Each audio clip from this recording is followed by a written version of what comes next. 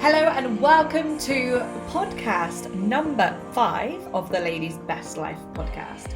I hope you're enjoying these as much as I am. I absolutely love putting them together, and today we're going to be talking about a topic that's pretty close to me at the minute, and the topic is pressure. So this could be like social pressure, it could be peer pressure, it could be self-applied pressure. Okay, pressure can come from all different angles, but the first thing I want to point out to you is no one can actually make you feel anything, all right, including pressure. People can put pressure on you or so that you feel that pressure, but actually for you to actually feel it, you have to accept that pressure. It's almost like picking up a rock and being like, yep, I'm going to carry this around all day. Whereas actually, if you just go, I don't fancy that today, I'm not going to pick it up, then you can choose whether you do or you don't pick up that rock of pressure. So it can be felt on, pressure can be felt on like pretty much every journey, I think, in my opinion.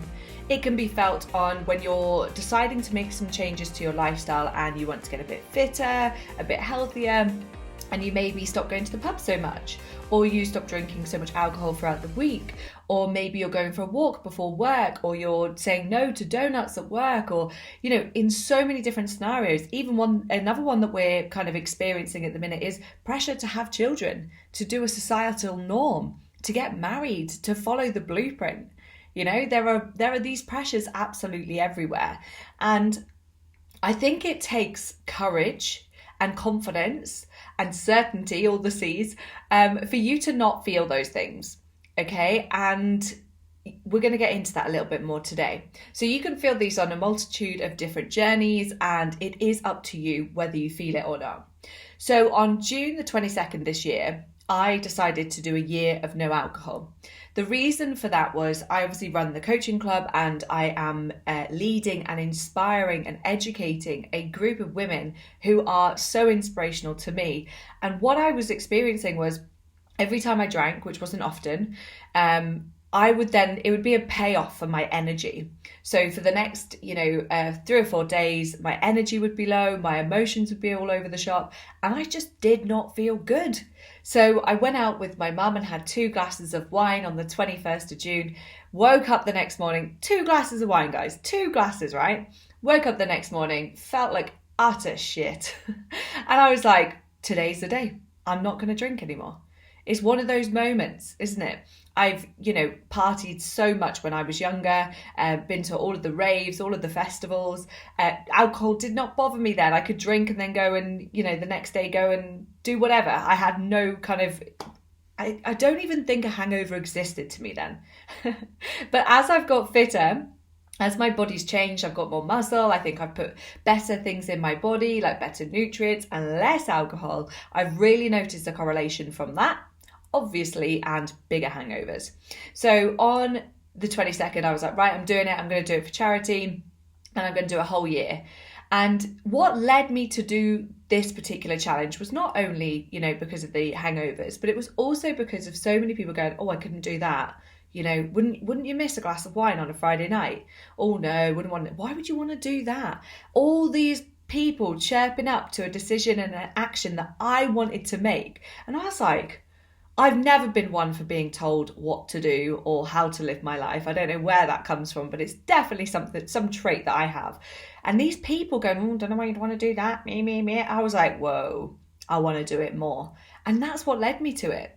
Now, don't get me wrong, guys. Like, did people's comments sometimes piss me off a little bit? Of course they did.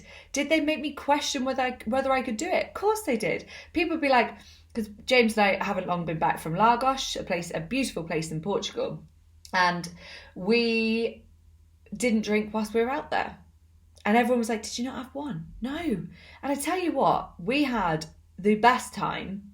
And there are things out there, right? These crazy things that are called virgin mojitos.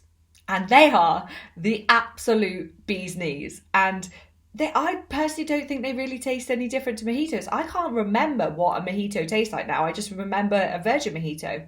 You can have a completely... There are so many non-alcoholic cocktails out there now, and they taste pretty much exactly the same. So that's what we did. And now it's the norm. We're a third of the way through. Yeah, we're a third of the way through. I've got my 30th birthday coming up. We've got Christmas. I don't feel an ounce of doubt whether we can do it because I've now put it firmly down. I do not drink alcohol. I've just, recently been to a wedding as well. And do the temptations drop in? Of course they do. Of course. But it's up to you to be like, no, this is my mission and this is what I want to do. And I'm doing it for me, not for anybody else. I kind of started it proving people wrong, but now I'm just quietly going about it on my own way. And I'm actually loving it. So yeah, there is peer pressure there. It was, especially to begin, but when people know that it's what you're doing, it's now the norm. Sasha doesn't drink, and they just let you crack on with it. So you might not want to do that, and that is completely cool, but you might have a different type of activity or belief or whatever it could be that you're feeling pressure on. It could be pressure from your boss. It could be pressure from your friends to, go out and eat with them every week and you really want to make some physical changes. It could be pressure from other people to exercise and you don't want to do it. Remember, it's a rock that you can choose whether you pick up or not. So here are some tips on how to avoid it, okay? We've already talked about the rock, but we'll move on to some others. So first tip is to be certain. Be certain. Like for me, I don't drink. It's not, I'm trying not to drink. Language is huge, by the way. If I say I'm trying not to drink, what do people say? One won't hurt. Yes, it will. So for me, it does. I won't be able to move for days. But be certain that I don't drink. There's no wriggle room here. I do not drink. And that is an absolute game changer. The second tip I want to give you is a bit more of you have to explore this one a bit. Ensure it's actually what you want, okay? I know I do not want a hangover until at least June the 22nd next year, and I probably will continue for longer than that. I don't know because I don't want to label it, but I know for 100% certainty I want to do a year, okay? And that is not to do with anybody else. So you need to make sure that this kind of thing that you're striving towards, you know that you want it. It's not come from your partner. It's not come from your parents. It's not come from work. It's from you. And it's what you want to do. And therefore, you will have that conviction and certainty behind it. So, and the third point is explain why to people around you. You don't, I'm one for, if you decide you want to do something, you don't have to justify it to anybody. But you may feel that this will help a little bit. So if it does, then crack on. So explain to them why. For me, I've said it's a payoff. I don't have anything against other people drinking, but it's a payoff between my energy and how well I can show up and how well I feel day to day. I love feeling good. That means so much more than any amount of alcohol. So explain your why. And if they don't buy in and they're not going to support you, unfortunately, you may have to avoid those really tricky situations.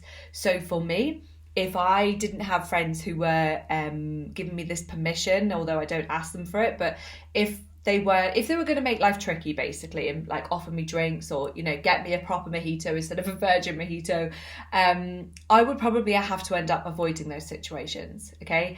But true friends, people who genuinely care about you and who support you, they should have your back. All right. And you might have to sit down with the loudest one of the group or the one who always, has got the extra banter and be like, look, all right, this really means a lot to me. I would really appreciate it if you could just support me right now. Communication is key, isn't it? And then a final point. So that was, by the way, just to tie it up, was avoid those tough situations. If your friends are not supportive about it, you could say to those friends, can we go for a walk instead? Or can we go for food here instead? Or, and just get savvy with it. And you might not want to announce that you're doing whatever it is that you're doing, okay? And then finally is put yourself around or get involved in a community of people who accept you as you are, who will support your journey and who will actually encourage it, and this could be a slightly different circle to your friends group, okay? So you might find an online community who's into fitness, something like the coaching club, and you might be like, yes, I'm going to tell these guys that this is what I'm doing. I'm no longer going to work past 5 p.m. because I'm paid till 5 p.m. and I'm not going to feel that pressure from my boss. Everyone give you a round of applause. All right.